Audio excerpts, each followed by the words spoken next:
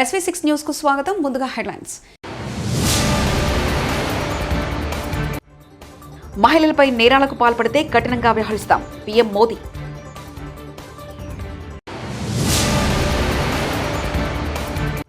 శ్రీకృష్ణుడు గీతాబోధ అనుసారమే అక్రమ నిర్మాణాల కూల్చివేత రేవంత్ రెడ్డి.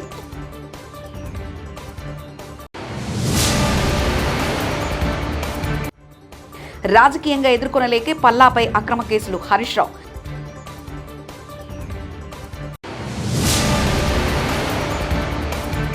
కాంగ్రెస్ నేతలకు ముచ్చెమటలు పట్టిస్తున్న వాల్మీకి స్కామ్ కేటీఆర్.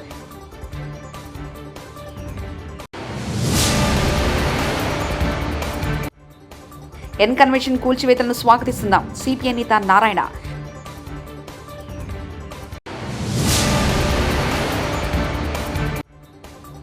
తిరుమల శ్రీవారిని దర్శించుకున్న క్రికెటర్ ఉమేష్ యాదవ్. మహిళలపై పెరుగుతున్న నేరాలపై ప్రధానమంత్రి నరేంద్ర మోదీ కీలక ప్రకటన చేశారు. మహిళలపై నేరాలకు పాల్పడే వారి పట్ల కఠినంగా వ్యవహరిస్తామని, ఎట్టి పరిస్థితుల్లోనూ వారిని విడిచిపెట్టేది లేదని హెచ్చరించారు. మహారాష్ట్రలోని జల్గావ్లో ఆదివారం నాడు జరిగిన లఖ్పతి దీదీ కార్యక్రమంలో ప్రధాని పాల్గొన్నారు. ఈ సందర్భంగా ఆయన మాట్లాడుతూ మహిళలపై నేరాలకు పాల్పడే వారిని శిక్షించేందుకు కఠిన చట్టాలను రూపొందిస్తామని చెప్పారు. आज देश का कोई भी राज्य हो, अपनी बहनों बेटियों की पीड़ा को, उनके गुस्से को मैं समझ रहा हूं. मैं एक बार फिर देश के हर राजनीतिक दल से कहूंगा, हर राज्य सरकार से कहूंगा, మిస్ ఇండియా పోటీలో ఎస్టీ, ఎస్సీ, మైనార్టీ వాళ్ళు ఎందుకు ఉండట్లేదు? మిస్ ఇండియా లిస్టు తీశాను, అందులో ఒక్క దళిత్, ఆదివాసీ, ఓబీసీకి సంబంధించిన మహిళ ఉండరు. బాలీవుడ్లో సైతం 90% వీళ్ళెవరు ఉండరంటూ రాహుల్ గాంధీ వ్యాఖ్యానించారు. मैंने चेक किया भाई, मैंने लिस्ट निकाली है.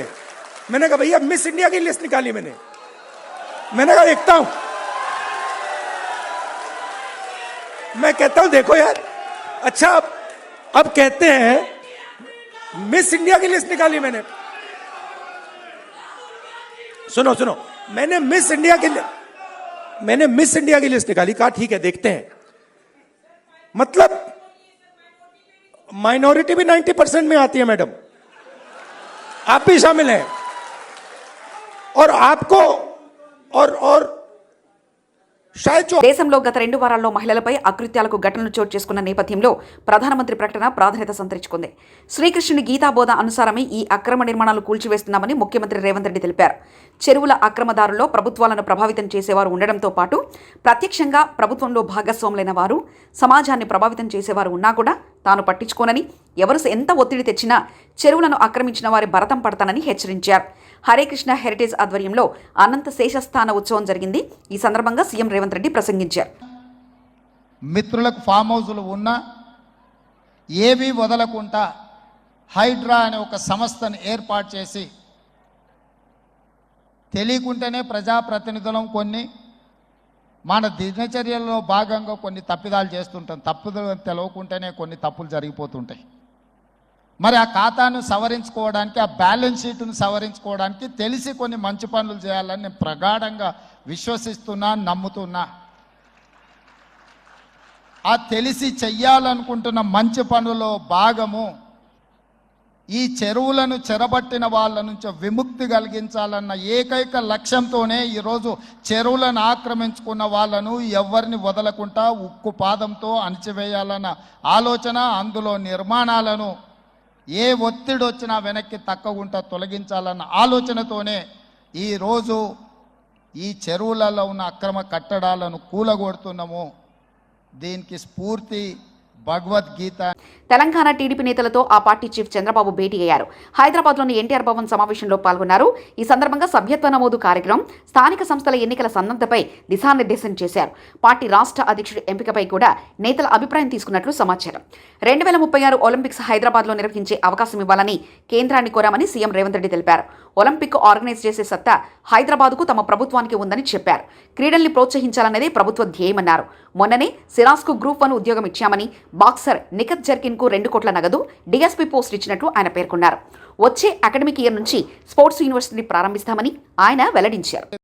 ఇదే కాకుండా 2036లో ఒలింపిక్ గేమ్స్ని ఇండియా ఆర్గనైజ్ చేయాలని ప్రధానమంత్రి గారు ఏదైతే ఆలోచన చేస్తున్నారో ఆ ఒలింపిక్ గేమ్స్ని హైదరాబాద్ వేదికగా మేము నిర్వహిస్తాము. తెలంగాణ రాష్ట్రానికి అవకాశం ఇవ్వండి.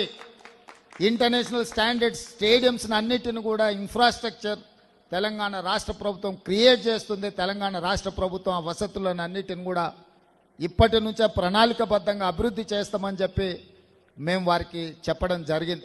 ఉస్మానియా గాంధీ హాస్పిటల్ ఇతర ప్రభుత్వ ఆసుపత్రుల్లో మందులు దొరకడం లేదు. రాష్ట్రంలో పారిశుద్ధ్యం పడకేసిందంటూ, గ్రామాల్లో మున్సిపాలిటీలో ఎక్కడ కూడా చెత్తెత్తే పరిస్థితి లేదంటూ స్వయంగా జీహెచ్ఎంసీ కమిషనరే మా ఇంట్లో చెత్త తీసుకోవడం లేదని చెప్తున్నారంటూ హరీష్ రావు వ్యాఖ్యానించారు. ఆసుపత్రిలో ఏ మెడిసిన్స్, సింపుల్ మెడిసిన్స్, క్లోరోమోజల్, నాక్ 40 mg, గ్లైకోమైట్, ఫ్లెకన్జోల్, పారాసిటమల్ లిక్విడ్ 10 mg, అటినాస్ 10 mg, సారావెట్ క్రీమ్, ఆయింట్మెంట్, అమెక్సోక్లిప్, పెంటాష్ డిజైన్, కాళ్ళ నొప్పులు, కీళ్ళ నొప్పుల మందులు, ఈ మందులు లేవు దవాఖానలో. అసలు మందు ప్రభుత్వ ఆసుపత్రుల్లో మందులే లేవు. బయటకు రాసే పరిస్థితి వచ్చింది. మీరు రివ్యూ చేయాల్సింది ఏంది? ప్రజల ఆరోగ్యం కంటే ముఖ్యమైనది ఏంటిది? ఇవాళ ఎక్కడ చూసినా రాష్ట్రంలో పూర్తిగా పారిశుద్ధ్యం పడకేసింది. గ్రామాల్లో కానీ మున్సిపాలిటీల్లో ఎక్కడ కూడా చెత్త ఎత్తే పరిస్థితే లేదు. జిహెచ్ఎంసీ కమిషనరే చెప్తుంది కదా, నా ఇంట్లోనే 3 రోజులు చెత్త ఎత్తలేరని.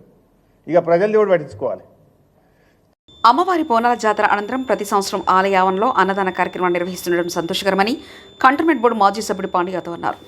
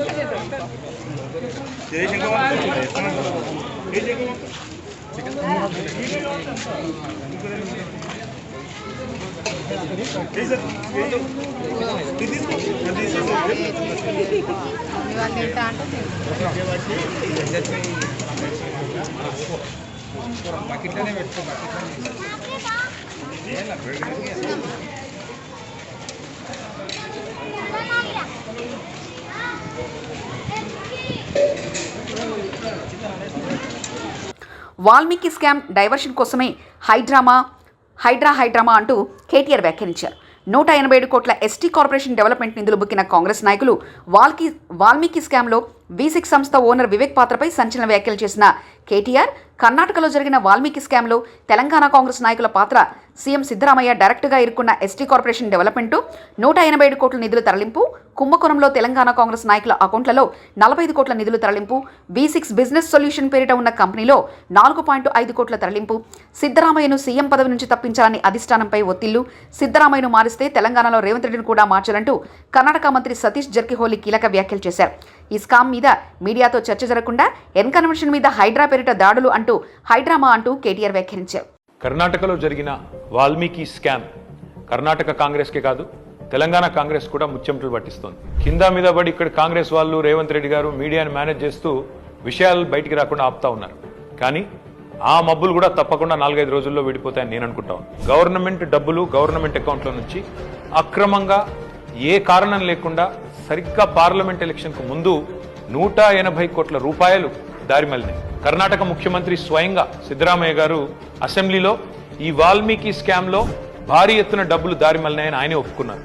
అందులో హైదరాబాద్లోని 9 బ్యాంక్ అకౌంట్లకి 45 కోట్ల రూపాయలు ట్రాన్స్ఫర్ చేశారు. దీని మీద ఎంక్వైరీ మొదలు కాగానే ఏమైందో ఏమో తెలియదు కానీ వాల్మీకి కార్పొరేషన్ అకౌంట్ సూపరింటెండెంట్ ఆఖరికి ఆత్మహత్య చేసుకున్నాడు. ఇవాళ ఆయన కుటుంబం రోడ్డున పడే పరిస్థితి. బ్యాంక్ అధికారులతో సహా 11 మందిని ఈడీ అరెస్ట్ చేసింది. కర్ణాటక నుండి మన తెలంగాణకు అక్రమంగా ఈ డబ్బు ఏ అకౌంట్లలోకి వచ్చింది, ఆ అకౌంట్లు ఎవరివి, ఈ తీగ లాగితే తెలంగాణ కాంగ్రెస్ డొంక మొత్తం కదులుతా ఉన్నది. మొన్న పార్లమెంట్ ఎన్నికల్లో తెలంగాణ కాంగ్రెస్ పార్టీ తన ఖర్చులకు ఈ డబ్బులే వాడినట్టుగా అనిపిస్తా ఉంది.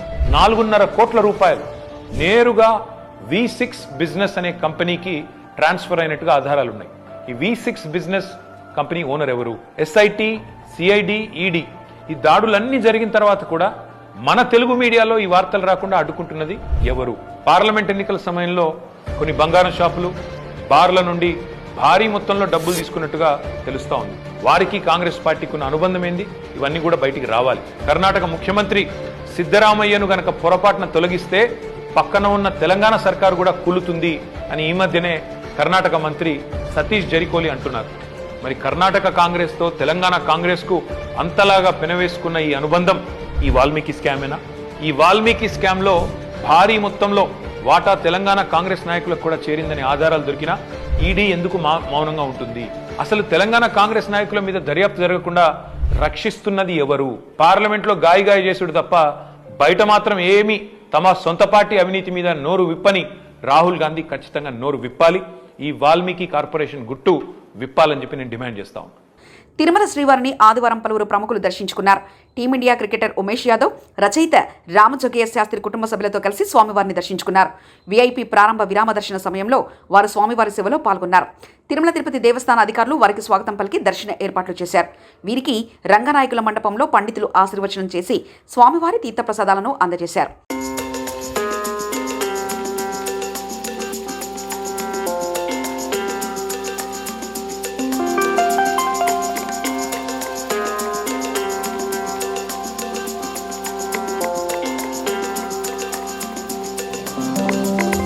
మాదాపూర్లో సినీ నటుడు అక్కినేని నాగార్జునకు చెందిన ఎన్ కన్వెన్షన్ కూల్చివేతలను స్వాగతిస్తున్నామని సిపిఐ జాతీయ కార్యదర్శి నారాయణ తెలిపారు. ఎన్ కన్వెన్షన్ను కూల్చివేసిన ప్రాంతాన్ని ఆయన పరిశీలించారు. చెరువుల అక్రమదారుల్లో ఎంతటి వారునో ఉపేక్షించొద్దన్నారు. ఎవరు ఆక్రమించినా వారిపై హైడ్రా కూల్చివేతలు చేపట్టాలని కోరారు. అక్రమ కట్టడాలకు అనుమతులిచ్చిన వారిపైన చర్యలు తీసుకోవాలని ఆయన డిమాండ్ చేశారు. భారాస నేతలు మల్లారెడ్డి, పల్లా రాజేశ్వరరెడ్డి చెరువుల్లో కాలేజీలు కట్టారని ఆరోపించారు. పెద్ద పెద్ద వాళ్ళే కబ్జాలు చేసుకొని అనుభవిస్తూ ఉన్నారు. మేము గత 10-15 ఏళ్ళుగా అన్ని ప్రాంతాలకు పోయి చూస్తున్నాం. ఎక్కడైనా పేదవాళ్ళు ఈ ప్రభుత్వ భూములు గుడి చేసుకుంటే మాత్రం అందరూ ఎగబడి ఒంటి కాపీ వస్తారు. కానీ ఈ గుంట పొరంబోకులు, చెరువు, ట్యాంకు ఇవంతా ఉండే వాళ్ళు బిల్డింగ్లు కట్టుకున్నారు. కొన్ని చోట్ల ఇంజనీరింగ్ కాలేజీ కట్టుకున్నారు, కొన్ని చోట్ల ఫంక్షన్ హాల్స్ కట్టుకున్నారు. వాళ్ళు విలాసవంతమైన జీవితాలు కనిపిస్తూ ఉన్నారు. వాటిపైన మేము ఎన్నో రోజులు ఆందోళన చేశాం. ప్రభుత్వం పెడసెన పెట్టింది. ఎందుకనే మంచిది, రేవంత్ రెడ్డి ముఖ్యమంత్రి అయిన తర్వాత ఈ కుంటలు, చెరువులు మొత్తం కూడా ఖాళీ చేయించడానికి ఒక సంస్థ ఏర్పాటు చేశాడు. హైడ్రా సంస్థ ఏర్పాటు చేశాడు. సరి చూద్దామని అని అనుకున్నాం. కానీ ఇప్పుడు ఎన్ కన్వెన్షన్ అధినేత చాలా సినీ ప్రముఖుడు ఆయన నాగార్జున, ఆయన బిగ్ బాస్కే బాస్ ఆయన దీన్ని ఆక్రమించుకున్నాడు. సరే ఏదో ఒక ఎకరా 2 ఎకరాలు ఆక్రమించడం చేసి ఉండొచ్చు. దాన్ని ఉపయోగించుకొని ఈ చెరువుని ఆక్రమించేశాడు. ప్రజా సమస్యలు పక్కదారి పట్టించేందుకే రేవంత్ రెడ్డి హైడ్రా డ్రామాలో ఆడుతున్నారంటూ రేవంత్ రెడ్డి వాళ్ళ తమ్ముడి కాంగ్రెస్ ఎమ్మెల్యే పార్టీ నాయకుల అక్రమ నిర్మాణాలను కూల్చే దమ్ముందా అంటూ బీజేపీ ఎమ్మెల్యే ఏలిటి మహేశ్వర్ రెడ్డి అన్నారు. రెడ్డి గారు, నిజంగా మీరు ఈ హైడ్రా ద్వారా వాస్తవంగా ఇక్కడ ఉన్నటువంటి మరి ఇల్లీగల్ కన్స్ట్రక్షన్ అన్నింటినీ కూడా డిమాలిష్ చేసే దమ్ము నీకు ఉన్నదా? అట్లయితే నీ సొంత తమ్ముడి మీద వస్తున్న ఆరోపణలు కానీ, మరి మీ పార్టీ నాయకుల మీద వస్తున్న ఆరోపణలు కానీ, మీ పార్టీలో ఉన్న ఎమ్మెల్యేల అక్రమ నిర్మాణాలను ముందుకు మీరు డిమాలిషన్ చేసిన తర్వాత మరి ఇతర అంశాలకు మీరు వెళ్ళుంటే బాగుండేది. ప్రజాపాలనంటూ ప్రశ్నిస్తున్న జర్నలిస్టులపై, సామాన్యులపై దాడులు చేస్తున్నారని ఢిల్లీ జంతర్ మంతర్ వద్ద ధర్నాకు దిగారు జర్నలిస్ట్ ఆకుల శ్రీనివాసరెడ్డి. ఎలక్షన్ల కంటే ముందు తెలంగాణకు వచ్చి రాహుల్ గాంధీ 423 హామీలు ఇచ్చి ఒక్క హామీ కూడా పూర్తి చేయకుండానే ఎందుకు హామీలు పూర్తి చేస్తలేరంటే దాడులు చేస్తుర్రు. కాంగ్రెస్ గూండాలు దాడి చేస్తుర్రు. పోలీసు వాళ్ళు కండువ కప్పుకొని కార్యకర్తలు లెక్క పోలీసు. హైడ్రా కూల్చివేతలపై సంచలన వ్యాఖ్యలు చేసిన ఎంఐఎం అధినేత అసదుద్దీన్ ఓవైసీ, ఎఫ్డీఎల్ బఫర్ జోన్ పరిధిలో ఉన్న ప్రభుత్వ భవనాలు, కార్యాలయాలు కూడా కూల్చేస్తారా? నెక్లెస్ రోడ్డు కూడా ఎఫ్డీఎల్ పరిధిలో ఉంది, కూల్చేస్తారా? జీహెచ్ఎంసీ ప్రధాన కార్యాలయం వద్ద నీటి కుండ ఉండేది, దాన్ని కూడా కూల్చేస్తారా? కేంద్ర ప్రభుత్వానికి సంబంధించిన సీసీఎంబీ ఆఫీస్ హిమైసాగర్ వద్ద ఉంది, అది కూల్చేస్తారా అంటూ ఎంఐఎం అధినేత అసదుద్దీన్ ఓవైసీ వ్యాఖ్యానించారు. फिर हमारे एमएलए कौसर साहब जाकर चीफ सेक्रेटरी को भी बोले हैं, ये बात हम बोले हैं. और तीसरी बात ये है कि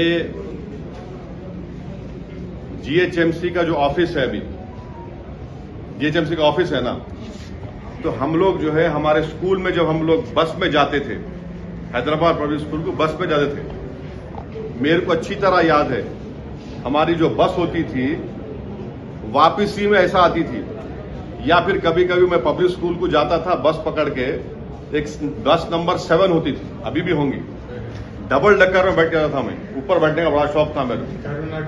हाँ, वो लिबर्टी से जाती थी, लिबर्टी से टैंक बन जाती थी. वहां पर जहां पर जीएचएमसी का ऑफिस है वहां पर एक वाटरफॉल था, मैं ही देख. మహిళలపై నేరాలకు పాల్పడితే కఠినంగా వ్యవహరిస్తాం పీఎం మోదీ.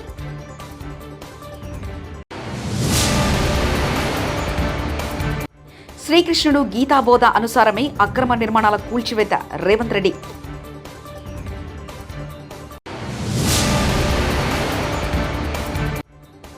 రాజకీయంగా ఎదుర్కొనలేకే పల్లాపై అక్రమ కేసులు హరీష్ రావు.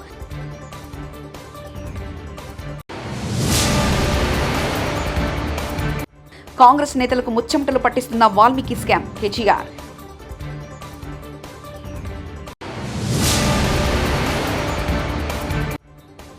ఎన్ కన్వెన్షన్ కూల్చివేతలను స్వాగతిస్తున్నాం సిపిఐ నేత నారాయణ.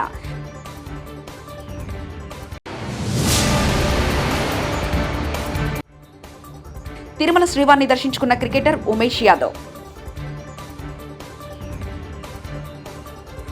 ఇవి బులెటిన్ విశేషాలు. చూస్తూనే ఉండండి SV6 న్యూస్.